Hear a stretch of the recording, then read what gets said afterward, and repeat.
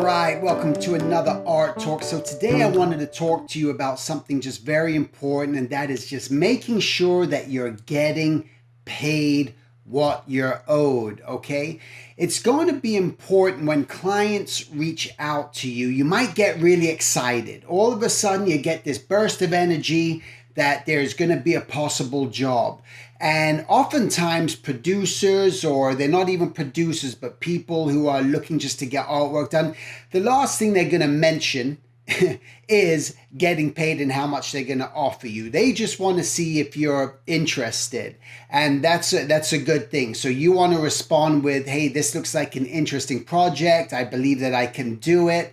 And the next question is, what is your budget? It's very important to ask them straight off the bat, what is your budget? You never ever want to send anyone ever any artwork, especially if you don't know who they are, especially if you've never worked with them before. You never want to send them artwork because without getting paid or some form of contract in the beginning.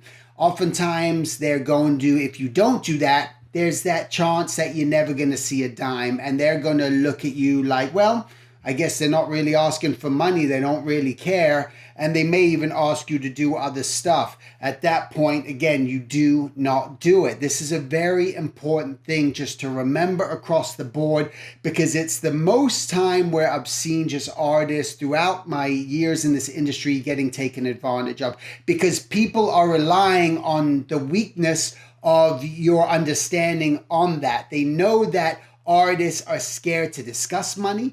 They know just people in general are afraid to discuss money, and they are also, artists don't want to potentially lose the job. So what should I ask? Shouldn't I ask? But I have to say and reiterate, never send any client artwork ever, even if it's for a test. And you shouldn't even be getting a test. Your portfolio represents who you are and what it is that you do. And if it's a good client, they're going to see that you're capable of giving them what they need, and they're going to just follow through on that job. If it doesn't work out, well, unfortunately, that's a business expense and a loss on their end. But this is where it's important for you to even ask them if they're saying, we just want to just test people out, say, that's fine, I agree with you, but I charge for my test. And you may charge a lower amount of money. You want to make sure absolutely that they're not going to use the artwork for production. Again, you never really know, but if they're giving you something that's maybe already been designed and they just want something changed or altered,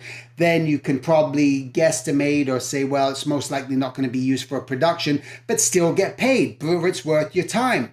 All right, you're not going to go into a restaurant and ask them to taste, can I taste test your steak and see if I like it? And if I like it, then I'm going to pay for it and get some more. No one's going to do that. That's the same sort of thing that you always have to think about when you're moving into this situation. It's to protect yourself, and quite frankly, it protects them too. And it builds a professional relationship. And that's what's very important, to have that professional relationship. I trust you, you trust me. Let's shake hands, so to speak. We can work on this together. All right, so that's really the message that I wanted to get across today. Just never send artwork without getting a contract, something in writing, or negotiating an amount that someone's going to pay. If they don't pay you from that point and there's something in writing, well, then it goes to that next level of you just constantly reaching out to them, trying to get payment. You might even have to take them to a small claims court or do something. I know people aren't prepared to do that. They don't want to go through the hassle and willingness. You don't need an attorney. I know in the United States you don't. I've gone through it twice already,